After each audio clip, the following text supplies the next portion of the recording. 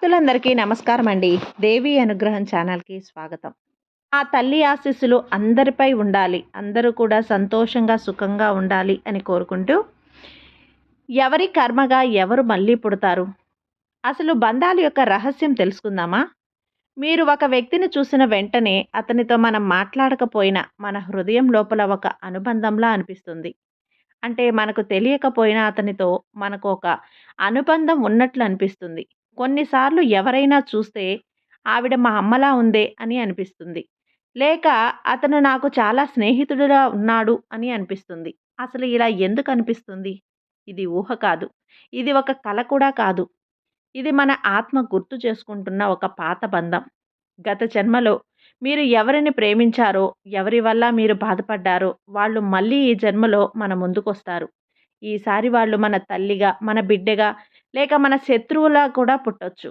ఎందుకంటే మన బంధాలు శరీరంతో కాదు, మనసుతో కూడా కాదు, ఆత్మల మధ్య జరుగుతాయి. ఇప్పుడు మీరు తెలుసుకోబోయేది ఈ జన్మలో మీ చుట్టూ ఉన్నవారు ఎలా గత జన్మల బంధాలే మళ్ళీ పుడతారో, కొన్ని బంధాలు ఎందుకు విడిపోకుండా జన్మల తలహారు వెంట పడుతూ ఉంటాయో ఇప్పుడు మనం తెలుసుకుందాం. ఇది జన్మ జన్మల్లో జరిగే బంధాల యొక్క గొప్ప రహస్యం. కాబట్టి ఈ వీడియోని లాస్ట్ వరకు ఎక్కడా కూడా స్కిప్ చేయకుండా చూడండి. అప్పుడే మీకు క్లియర్‌గా అర్థమవుతుంది. ఇక నార్మల్‌గా అయితే మీరు కొందరిని ఈ జన్మలోనే తొలిసారిగా కలిసారనుకోండి. వారిని చూసిన క్షణంలోనే మీ మనసు హాయిగా ఫీల్ అవుతుంది. వాళ్ళు ఎంతో కాలంగా పరిచయం ఉన్నట్లు అనిపిస్తుంది. అలానే మీ జీవితంలో ఇంకొందరిని చూసిన క్షణానికే ఏదో ఒక తెలియని కోపం, అసహ్యం కలుగుతుంది. ఇలా ఎందుకు అవుతుంది? దీని గురించి వేదాలలో చెప్పబడింది.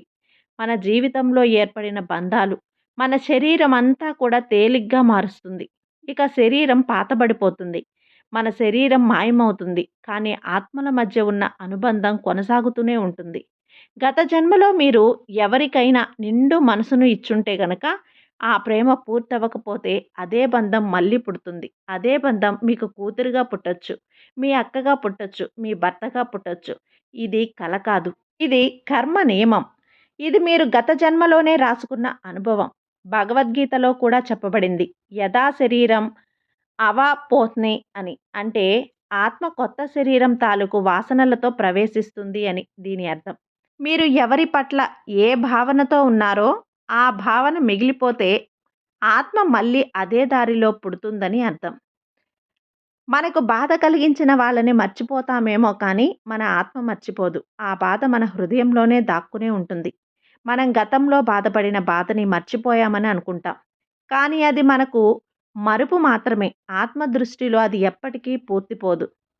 అలాగే మీరు గత జన్మలో ఎవరినైనా ద్వేషించినా, ఎవరితోనైనా శత్రుత్వంతో వీడిపోయినా, ఆ బంధం అప్పటితో పూర్తి కాదు. ఆ బంధం మళ్ళీ మీ జీవితంలోకొస్తుంది.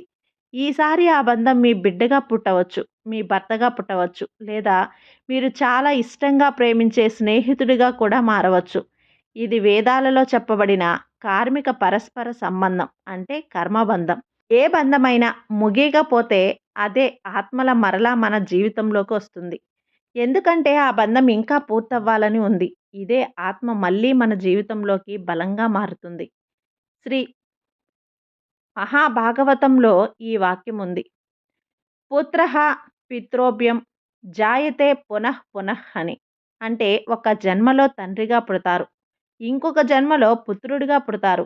అయితే ఇక్కడ బంధాలు మాత్రమే మార్పు. కానీ ముడి మాత్రం మారదు.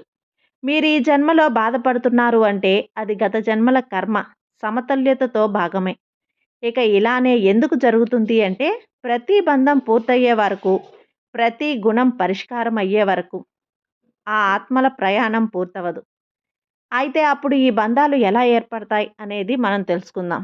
మీరు ఎవరినైనా నిజంగా ఎప్పటికీ గుర్తించి వినయంగా ప్రేమించారు అంటే ఆ బంధం ఒక్క రోజులోనే వచ్చింది కాదు. ఒక బంధం ఎలా మొదలవుతుంది అంటే మొదటగా మన మనసులో వచ్చి ఒక ఆలోచనలతో మొదలవుతుంది. వాళ్ళని మనం ఎలా చూస్తున్నామో, వాళ్ళు మనలో ఎలా ప్రవర్తిస్తున్నారో అదే ఆ బంధానికి మొదటి మెట్టు. ఒక ఆలోచన మనసులో పదే పదే రావటం మొదలైతే మన మనసు కూడా అటువైపు వెళ్ళటం మొదలవుతుంది. ఆ అనుభూతి రోజుకో మెట్టెక్కుతూ కొంతకాలానికి అది ఒక బలమైన బంధంగా మారిపోతుంది. కొన్నిసార్లు మనం అనుకుంటూ ఉంటాం కదా!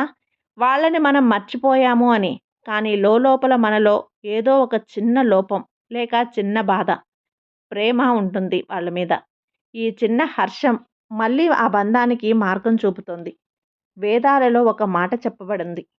బంధం శరీరం వల్ల ఏర్పడదు, మాటల వల్ల ఏర్పడదు. మీ మనసు ఎంత గట్టిగా స్పందించిందో అక్కడే ఆ అనుబంధం అనేది నిలిచి ఉంటుంది అని. ఆ అనుభూతి పూర్తి కాకపోతే ఆత్మ మళ్ళీ ఇదే అనుభూతిని ఎదుర్కోవడానికి తిరిగి వస్తుంది. అందుకే కొంతమంది మన జీవితంలోకొచ్చి ఎవరో కొత్త వాళ్ళుగా కనిపిస్తారు. కానీ మన మనసు మాత్రం వారిని జ్ఞాపకం ఉన్నట్లు భావిస్తుంది. వాళ్ళు నవ్వినప్పుడు మనం చాలా ఆనందిస్తాం. వాళ్ళు దూరంగా వెళితే బాధపడతాం. వాళ్ళని మనం ఈ జన్మలో మాత్రమే కాదు, మునుపటి జన్మలో కూడా చూసి ఉండొచ్చు. ఇలా మన మనసులో ఏర్పడిన ఒక చిన్న భావన కాలక్రమంలో ఒక బలమైన బంధంగా మారుతుంది. ఇదే బంధం ఎలా ఏర్పడుతుందో చెప్పే ఆత్మల మధ్య రహస్యమైన నిజం.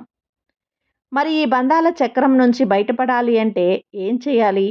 మన జీవితంలో వచ్చే ప్రతి బంధం ఒక పాఠాన్ని నేర్పించడానికి వస్తుంది. కొన్ని బంధాలు ప్రేమగా ఉంటాయి, మరికొన్ని బాధల్ని ఇస్తాయి. కానీ మీరు ఆ బంధం ద్వారా వచ్చే భావాన్ని సరిగ్గా అర్థం చేసుకోకపోతే అదే బంధం మళ్ళీ మళ్ళీ వస్తూనే ఉంటుంది. అందుకే మీరు ఎవరినైనా నిజంగా ప్రేమిస్తే ఆ బంధాన్ని మంచిగా ముగించాలి.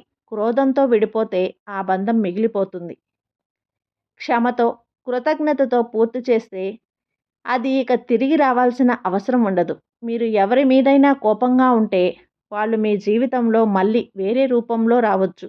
కాబట్టి వాళ్ళని నిందించడం కాకుండా వాళ్ళ వల్ల నేర్చుకున్న పాఠాన్ని గుర్తుపెట్టుకోండి. వాళ్ళని ద్వేషిస్తే ఆ బంధం మిగిలిపోతుంది.